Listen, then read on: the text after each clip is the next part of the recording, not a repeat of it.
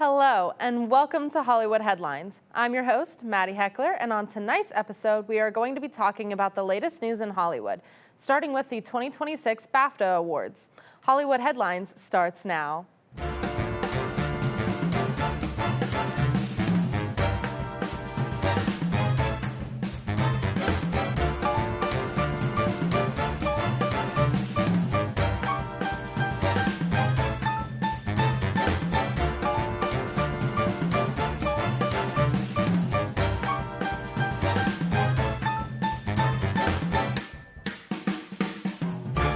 Before we get into the show, I would like to take a moment to thank Michael W. Keehan for being today's guests.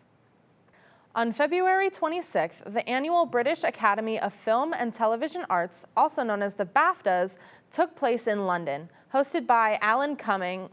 Some notable movie winners include Sinners and Frankenstein, with 3 awards each. One battle after another came out on top with 6 total BAFTA awards. There was also a moment that went viral from the awards when Tourette's activist John Davidson shouted a racial slur when Sinners stars Michael B. Jordan and Delroy Lindo presented the first award of the night. In an interview with Variety magazine, Davidson explained that he has Tourette's, a syndrome where one has involuntary outbursts. Davidson said the BAFTAs took precautions due to his attendance, and his team reached out to Warner Brothers, the studio that produced Sinners, for Davidson to directly apologize to Michael Jordan and Delroy Lindo. Michael, did you watch the BAFTAs at all? I mean, well, I don't really. I mean, it's a award show on the other side of the pond, so it's not really a thing. But I did tune into it. I mean, I have been keeping up with awards seasons. I saw that Jessie Buckley won Best Actress, so that's good for her in the coming Oscars. We also got Sean Penn and Wunmi Mosaku from Sinners. They won too. Also Best Actor went to the Robert Arroyo, who was playing Davidson in a movie, which is why he was there and why the whole situation started. Yeah, I think he was playing in the movie about Davidson and his Tourette's. I think it's called I Swear. He's not nominated for the Oscar, so we won't be seeing What this were again. your actual thoughts on the outburst, though? Well, I mean, he has Tourette's. He has a condition. This has happened before, and it's probably going to happen again. But I feel like the blame really should be on the BAFTAs. This was on a 2-hour delay. They could have edited this out. They did edit out a political message later in the show. I don't remember if it was later or earlier, but they clearly were not prepared for this kind of situation, and it's very, very damaging to people with Tourette's. So that's quite a shame. Yeah. Survivors, are you ready? Because the show's historic 50th season airs on February 25th. The American reality competition show, in which a group of strangers are stranded in a remote location with only the clothes on their backs, must provide food, fire, and shelter for their tribes in order and work together to win competitions. For 39 days, Survivor aired its first episode in the year 2000 and has filmed in over 20 countries, including Australia, Kenya, China, and Fiji. After 26 years, hundreds of castaways and millions of dollars won. Season 50, titled In the Hands of the Fans, is here. This season will see the return of 24 fan favorite players who will be returning to the game. Fans can expect to see Survivor legends like Sir Fields, White Lotus creator Mike White, and original Season 1 castaway Jenna Lewis-Daughtry. Jeff Provost, executive producer and host of the show, said that despite how people feel about his hosting abilities and his age, he has no plans to retire. He has stated in an interview that, quote, because as corny as it sounds, other than my family and friends, this is all I care about. It's all I think about, put every single idea I have into the show, end quote. Fans can expect this new season to have the same difficult challenges, dramatic tribal councils, and major backstabbing as contestants work to outwit, outplay, and outlast. Michael, have you watched Survivor before? No, but I have played the Roblox game. There used to be like a Roblox Survivor, like an unofficial version, and they had to change the name. So I am familiar with Survivor, but I had no idea it had gone on this long. Like 50 seasons in 26 years. I mean, that's only like 2 a season, but I had no idea they were able to make these many. Like what? Like how are you able to send people onto a remote island and just do that over and over for years? Yeah, I know so many people that love the show. It's insane. It seems really cool though. I've never watched an episode, but I've seen a lot of clips. Yeah, I mean, you know, it's kind of interesting. A lot of crazy. I mean, it's a reality TV show. It's a lot of crazy moments. I am surprised that Mike White of the White Lotus was involved. Like that's like crazy thing. And like this was before he made that show. So the only thing I knew him from was the Emoji Movie because he was a co-writer on that. That's crazy stuff. Do you think you could potentially win if you were ever on Survivor? No. Big Brother, maybe. But Amazing Race, if I have the right partner, I feel like there are some people in my life I could do this with. I think some people at MUTV, maybe. Do you have someone you would work with on The Amazing Race, or? I've never heard of The Amazing Race. Is that a part of Survivor, or is it no? It's just another Okay. reality show. There's a couple of people I would consider as my partner, but I'm not a big reality TV fan. Oh, So well, you know, it's funny stuff. yeah. When we come back from the break, we will be talking about season 4 of Bridgerton coming to a close. Hollywood Headlines will be right back. Bridgerton's final 4 episodes of season 4 is right around the corner. The second half of the 4th season will continue the love story of Benedict Bridgerton and Sophie Beck. The upcoming episodes will see Benedict falling deeper in love with Sophie, still unaware that she is the lady in silver he has been searching for all this time. The question remains whether love can triumph over the strict class divide of the Regency era that prevents the couple from truly being together. Luke Thompson and Yeren Ha play the leading couple in this season, with guest stars including Nicola Colahan, Claudia Jesse, Ruth Gemmell, and Julie Andrews. You may need to cancel some plans because the release date for episodes 5 through 8 is on Thursday, February 26th, 3 a.m. Eastern Standard Time, exclusively on Netflix. The episode names in order from 5 through 8 are Yes or No, The Passing Winter, The Beyond, and Dance in the Country. Michael, have you watched the first part of Bridgerton?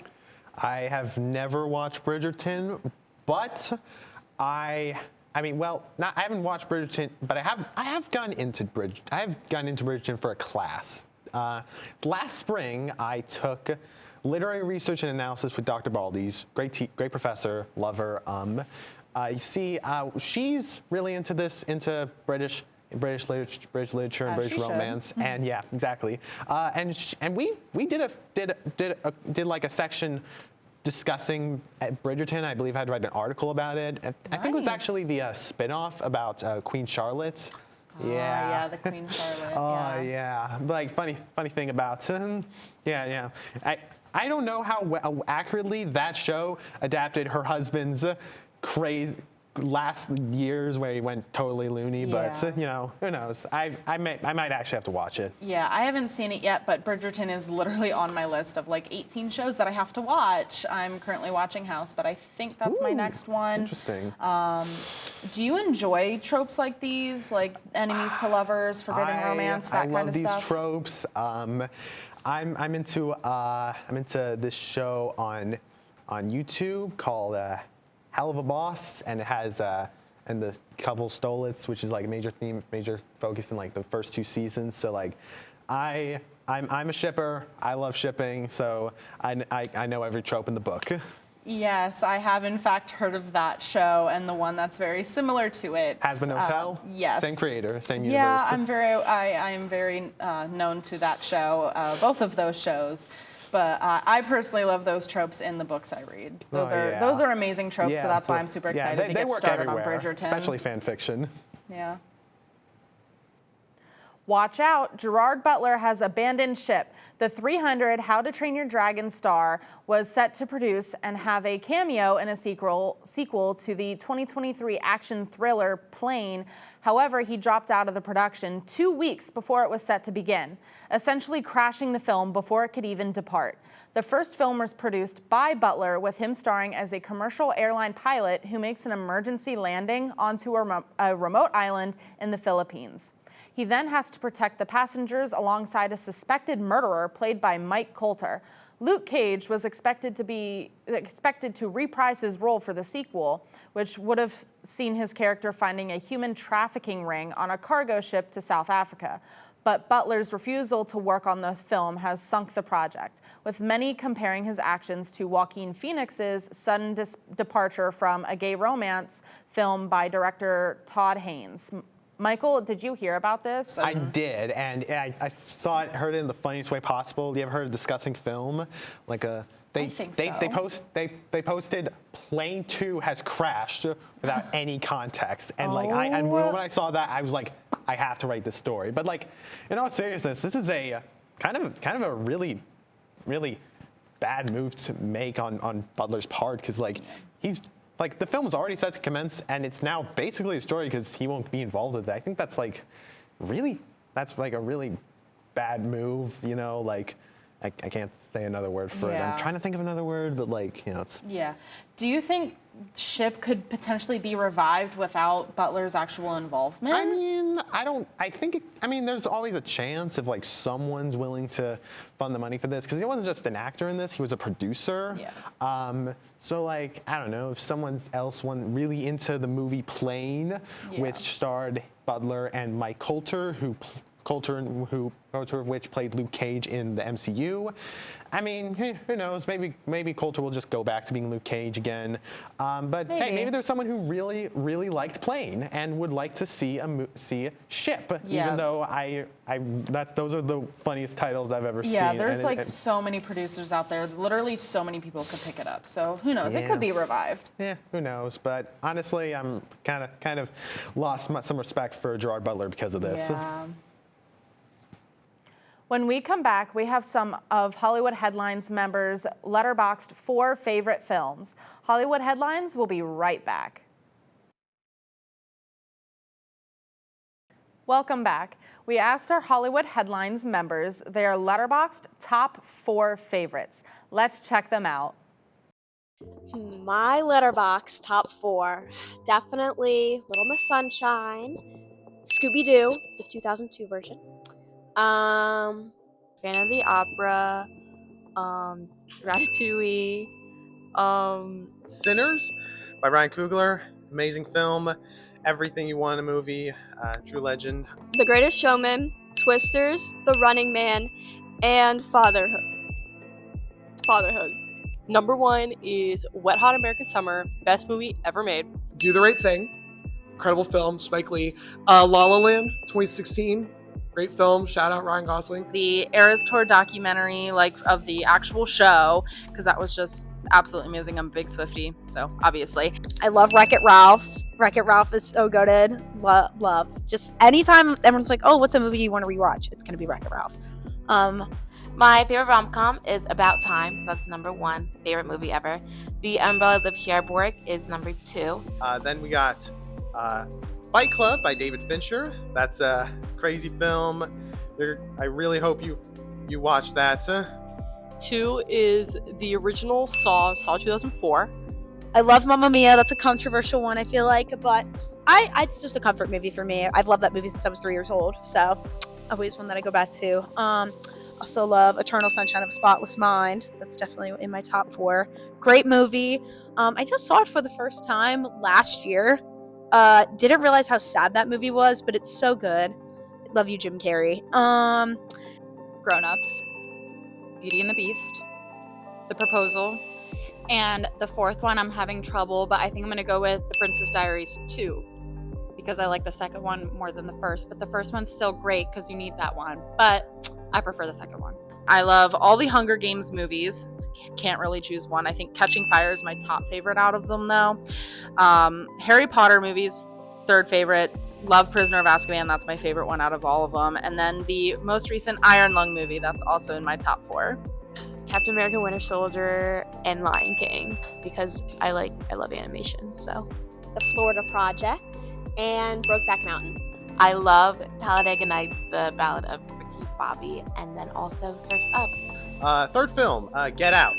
I had the only film I was ever scared of, and fourth one, this is another horror movie. I wasn't really scared of it, more just excited for it. The Substance by Coralie Fajat. I'm probably butchering that name, but still a really, really interesting movie with a great vision. And then for my final one, I'm going to have to say one that gives me a good giggle every time is going to be 21 Jump Street. my third one is Rocky Horror Picture Show, and then fourth is Hell House LLC. Glass Onion, Knives Out 2, great film. Then we also have Saturday Night, because I, as well as Sarah, are the biggest Saturday Night Live fans in this whole town. Also, fun fact, I haven't used Letterboxd since last year, and I just re-downloaded the app today, so this is so fun for me. Yay! Well, that's all we have for tonight's episode, but make sure to come back next week for the latest news in Hollywood. A big thank you to Michael Keehan for coming on today's show. I'm Maddie Heckler, and have a great week, Millersville.